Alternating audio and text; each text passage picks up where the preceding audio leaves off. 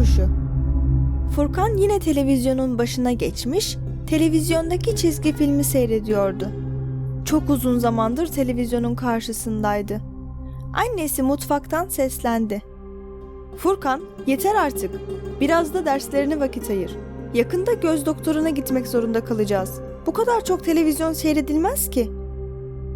Furkan her seferinde kendi kendine bu kadar çok televizyon izlemeyeceğini söylüyor, ancak televizyona bir daldı mı vaktin nasıl geçtiğini anlamıyordu. Saate baktığında babasının işten dönme vaktinin yaklaştığını fark etti. Seyrettiği çizgi film bitsin, hemen derslerinin başına geçecekti. Bu arada çizgi filmdeki çocuk ağlayarak kaçıyor, koca başlı çirkin robot onu kovalıyordu. Çocuk kaçtı, robot kovaladı. Robot kocaman adımlarıyla koştu, bir uçurumun kenarına geldi. Oradan hop atladı ve şimdi Furkan'ın yanındaydı. Furkan korkudan dona kalmıştı. Çizgi filmdeki koca başlı çirkin robot konuşmaya da başlamıştı. "Merhaba çocuk," dedi.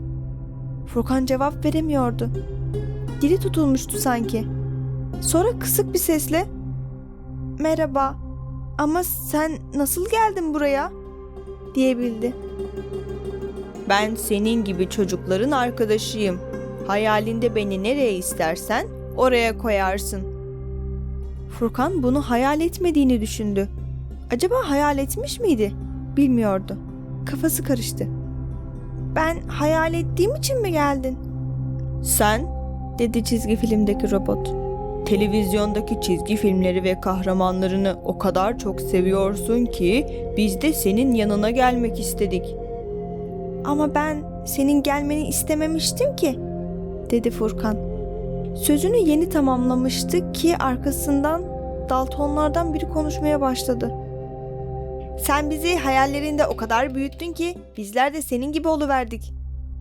Furkan çizgi filmlerdeki kahramanları hayalinde çok büyütür, onlarla yatar, onlarla kalkardı.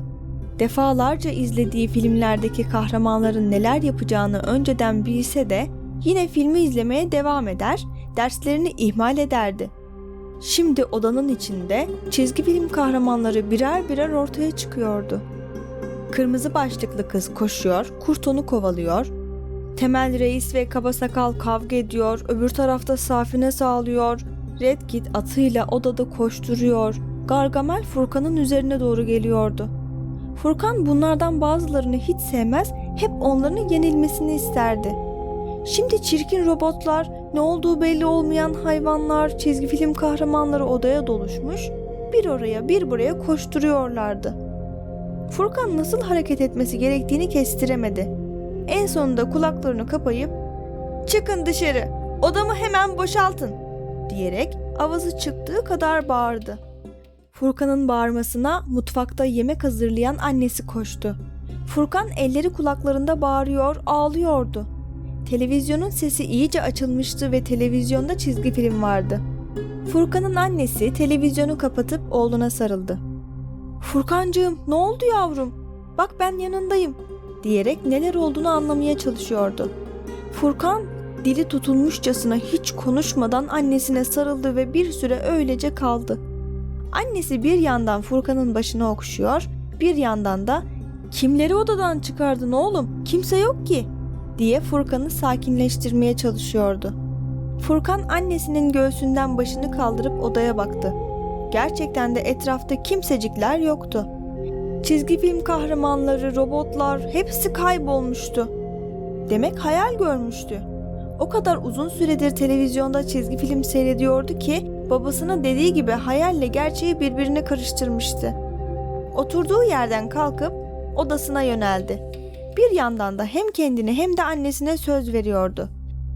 "Bir an önce derslerimi bitireyim. Artık uzun süre televizyon seyretmek istemiyorum. Biraz da kitaplarıma vakit ayırsam iyi olacak," dedi kendi kendine. Annesi Furkan'ın arkasından bakarken neler olduğunu hala anlamamıştı.